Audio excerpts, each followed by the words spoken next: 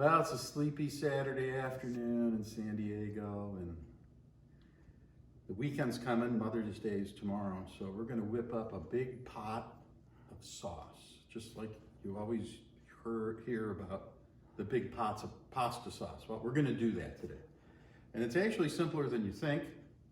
Takes a little longer, so let's get to it. But first, the wine, right? So what I have here, since it's Italian Day, is a little Amarone Valpolicella, 2011. Actually got it through my niece, who's an Italian wine aficionado, level 2 sommelier. And we're gonna pop this open right now. Amarone is one of the heavier grapes of the Valpolicellas.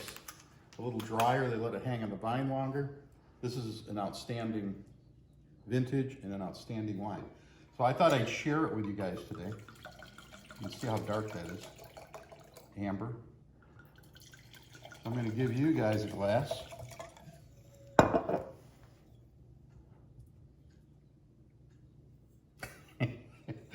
Enjoy it. Salud, huh?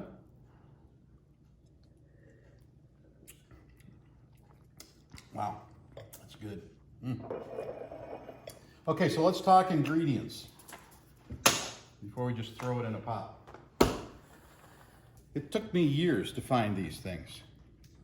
And I'll tell you right now, you're gonna be difficult to find them in a can if you go online. But these are some of the best crushed tomatoes I've ever had. I've gone through all different brands, and I landed on this stuff. You can get it on the internet, but it comes in big red bags. It's actually organic out of California. So those are the tomatoes we're gonna use. We're gonna put some shallot, garlic, carrots, celery. This is a combo of thyme, basil, and a little bit of oregano, not a lot, because we don't want it to taste like a pizza sauce. And then what we'll do is we'll get all this stuff going, and I'll show you a few secrets with some other ingredients once we get cooking on it. But that's it, just prep everything, get it ready, and then grab your wine and meet me over at the stove. All right, so you gotta, making a big pot of sauce, you need a big pot.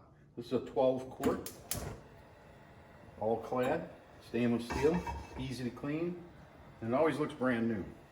So I turn my flame on high, and since we're not gonna really cook the heck out of all these vegetables, I'm using extra virgin olive oil, so it's not gonna get smoky. We gotta put enough in there because we're gonna wanna coat everything up. We're gonna wait a few seconds, and while we're waiting for that to heat up, we wanna have some marsala here. We have our salt and pepper. We've got a little Italian herb blend. Anything that's got a little red pepper in it, you can use as an Italian herb blend to kick it up a little bit. Some cinnamon, little secret there. Kosher salt. We've got our tomatoes. So that olive oil's heating up. So what I'm gonna do, grab myself a big ladle, and we're gonna dump in shallot,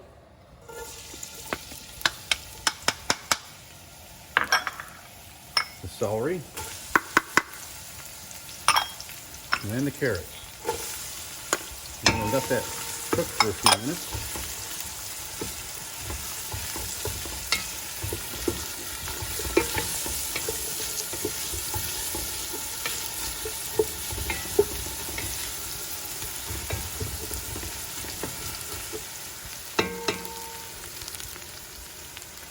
All right, we've let that cook a little bit for about 3 or 4 minutes. I'm gonna add my garlic. If you add the garlic at the same time, it tends to burn the garlic, and we don't want that. So now we're gonna let that garlic just start to brown just a little bit and release its flavors. We'll give that another minute or two.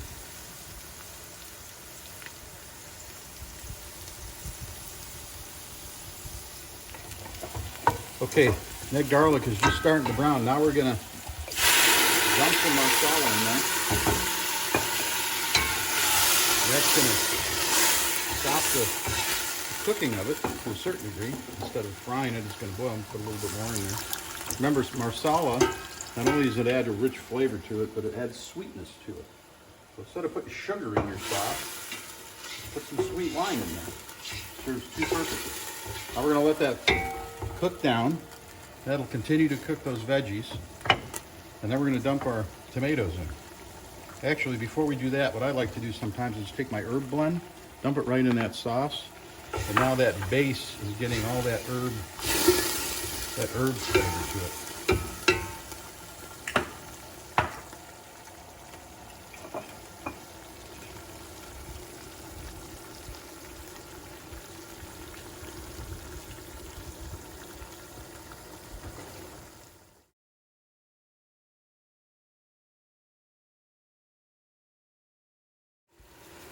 All right, so we've probably cooked it about two-thirds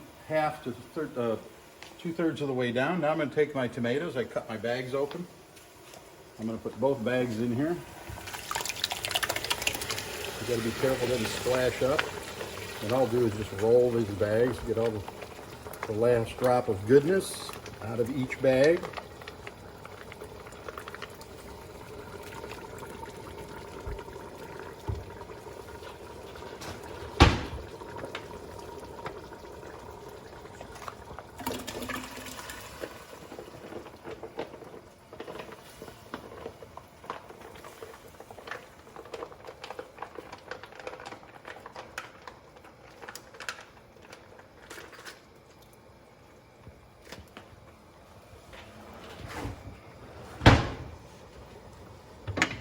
Okay, now we give it a stir.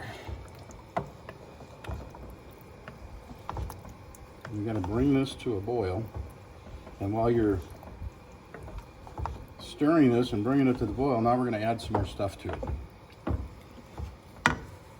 So, first thing we're going to do is add a pinch of kosher salt, not too much. I always like to put a little in the beginning, and then season it to taste near the end, because you don't know what you're going to put in this at the end. We'll cover that in a minute. I'm going to take a few dashes of cinnamon. One of the secret ingredients of Italian sauce is cinnamon. Then I'm going to take some of that Italian herb mix, put a nice pinch of that in there.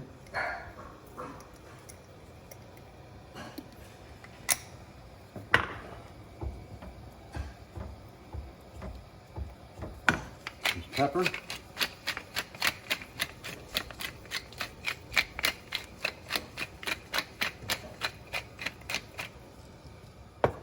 Okay, so this is a big pot. I'm going to put like 4 bay leaves in there. And then one of the secret ingredients, not even secret, nowadays you can go into Whole Foods or almost any market that sells cheese, fresh, cut cheese, and they'll be selling the rinds of the Parmesan. Well, what do you use that for? You put it right in your sauce or your soup, and you cook it right along with it. It adds this really deep, rich texture to the flavor of the sauce. So now what we're going to do is, this is the old adage, I'm gonna boil a pot of sauce for 10 hours. No. We're gonna cook this for about an hour, and then we're gonna put some meat in it. That's your choice, vegetarian, or you can put meatballs, sausage, whatever you want to put in here, you can put in here. But let this blend a little bit before you do that. Otherwise the meat will overcook and break down in the sauce. So we'll be back. We're gonna drink some wine.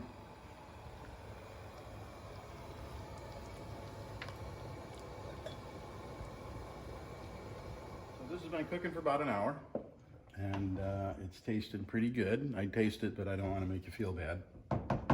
So now we have a choice to make. You can just let it go another hour. Make sure it's on simmer though, because when you stir this, you always want to make sure you don't have anything clinging to the bottom. Those rinds of cheese have a tendency to sink to the bottom, and they'll melt down there and stick to the bottom. So every 5 or 10 minutes, just come over and give it a little love stir. So So what I did was, we had a leftover porterhouse from the other night. I fried it up, seasoned it a little bit, stuck it in the fridge, chopped it in some pieces, got a lot of the fat off it as much as I could. We're gonna just put that right in the sauce like that.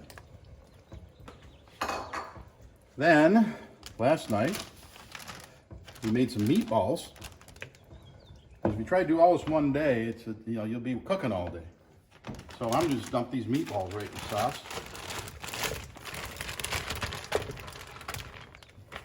We put them in the fridge overnight.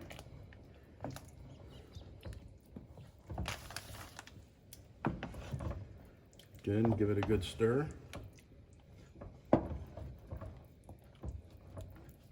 So now you may be asking yourself, who's gonna eat all this sauce, right? Well, obviously we're probably gonna have some friends over tonight, but there's gonna be a lot left over. So what we do is we get these little plastic tubs.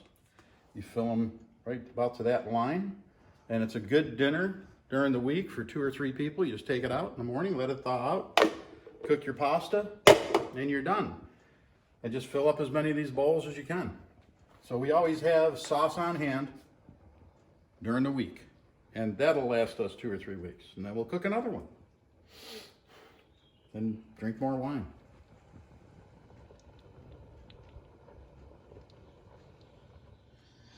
All right, and the ultimate taste test is you take your sauce and you serve some nice plates up, and you take it to the table and you drink your wine and you eat it.